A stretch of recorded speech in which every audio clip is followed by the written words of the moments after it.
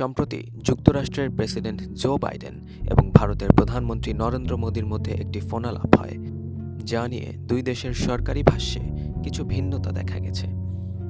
নরেন্দ্র মোদী তাঁর এক্স হ্যান্ডেলে এবং ভারতের পররাষ্ট্র মন্ত্রণালয়ের বিজ্ঞপ্তিতে উল্লেখ করেছেন যে তাঁদের ফোনালাপে বাংলাদেশের পরিস্থিতি নিয়ে আলোচনা হয়েছে এবং বিশেষ করে বাংলাদেশের সংখ্যালঘুদের, বিশেষত হিন্দু সম্প্রদায়ের নিরাপত্তার বিষয়ে আলোচনা হয়েছে। অন্যদিকে হোয়াইট হাউসের বিবৃতিতে বাংলাদেশ প্রসঙ্গের কোনো উল্লেখ নেই।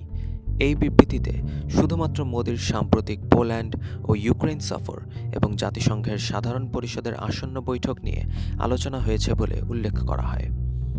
কূটনৈতিক পর্যবেক্ষকদের মতে, সাধারণত শীর্ষ নেতাদের মধ্যে যেসব গুরুত্বপূর্ণ বিষয়ে আলোচনা হয় তার প্রতিফলন সরকারি বিবৃতিতে থাকে। প্রেসিডেন্ট বাইডেন এবং প্রধানমন্ত্রী মোদির ফোনালাপে বাংলাদেশের প্রসঙ্গ না থাকায় এবং ভারতের পক্ষ থেকে এটি উল্লেখ করায় এই বিষয়টি নিয়ে প্রশ্ন উঠেছে। আলী রিয়াজ, ইলিনয় স্টেট ইউনিভার্সিটির রাজনীতি ও সরকার বিভাগের অধ্যাপক এবং আটলান্টিক কাউন্সিলের অনাবাসিক জ্যেষ্ঠ ফেলো, মনে করেন হোয়াইট হাউসের বিবৃতিতে বাংলাদেশ প্রসঙ্গ উল্লেখ না থাকা ভারতের বক্তব্যের বিশ্বাসযোগ্যতা নিয়ে প্রশ্ন তোলে।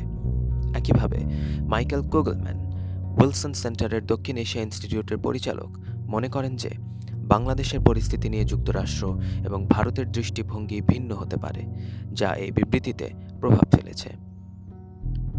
কূটনৈতিক বিশ্লেষকদের মতে, বাংলাদেশে শেখ হাসিনার সরকারের পতনের পর যুক্তরাষ্ট্র এই পরিবর্তনকে স্বাভাবিক মনে করেছে এবং ডক্টর মোহাম্মদ ইউনূসের নেতৃত্বাধীন অন্তর্বর্তী সরকারকে সহযোগিতা করতে আগ্রহী। অন্যদিকে ভারত এই পরিবর্তনকে স্বাভাবিকভাবে নেয়নি, যা এই ফোনালাপের বিবৃতিতে প্রভাব ফেলেছে বলে মনে করছেন তারা।